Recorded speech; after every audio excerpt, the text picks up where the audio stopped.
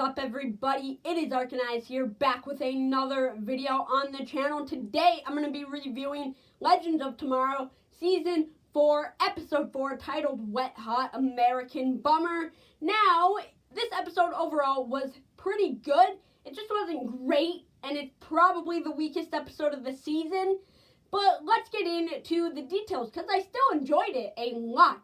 So, spoilers from here on out. If you haven't seen the episode, click away now. Come back later after you've seen the episode. So, in this episode, the Legends go to summer camp. And it made me wonder, why haven't they done this sooner? You have a time-traveling show. It'd be kind of obvious to take them to the 90s and go to summer camp. But, okay, it's fine. Because it works in this episode really well. It's very Legends-y. And honestly, I thought they really captured the summer camp vibe, to the nail. I really thought they had it. They had the sneaking out, staying up later than you're supposed to, lying to your counselors. All of that, guys. Pulling pranks. That was funny, and it really worked for the summer camp episode. So that was all good. The villain of this episode is Swamp Thing. No, not Swamp Thing. Swamp Thing. No, not Swamp Thing. Swamp Thing. So it's kind of weird how they couldn't just use Swamp Thing. Maybe it's because the DC universe has the rights to it or whatever. I don't really know. But okay, Swamp Thing. Sure, great, let's do it. Overall, Swamp Thing, It was a fine villain, worked for the episode. Wouldn't love to see him again, which we won't, obviously, but I'm just saying, he was just another villain of the episode, and that's fine, because he worked for the episode.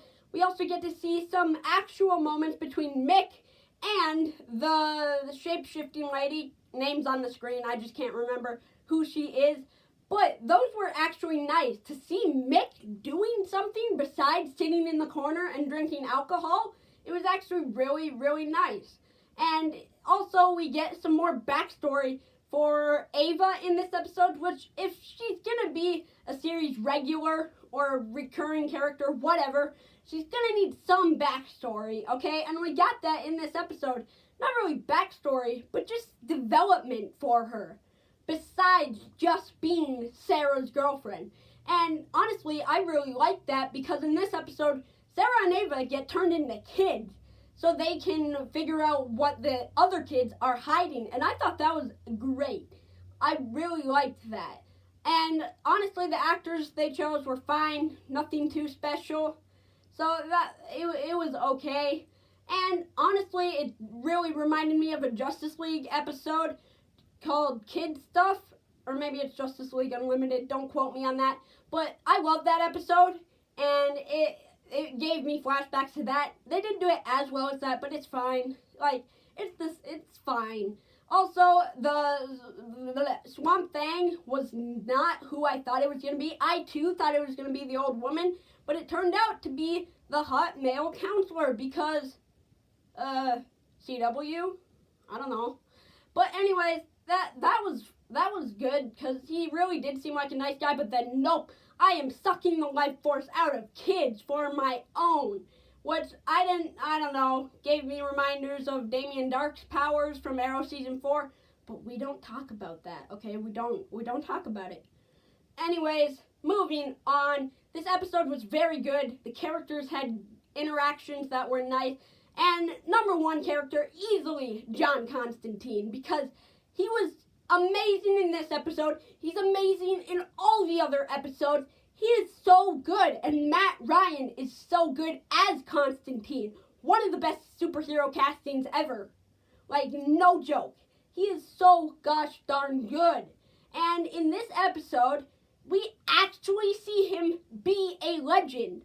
He saved a kid by giving him kind of some of his life force, which then puts him on basically life support, and we don't know exactly what's going to happen. This could be how he gets written off the show, but I don't think it will be, because in this episode we also see the return of Nora Dark, and we only saw her for a minute, but I'm guessing she's going to heal Constantine.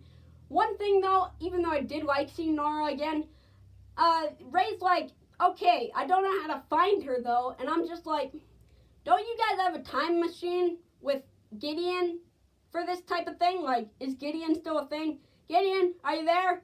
But, like,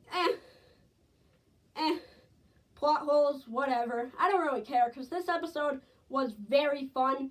Just not as good as the others. Like, I think it was a little poorly written at some parts, and some of the stuff just didn't quite click, but overall it was very solid. So I'm going to give this episode an 8.6 out of 10. Let me know what you thought of it down in the comments below, and I'll see you all next time. Peace! Family are strong, forever.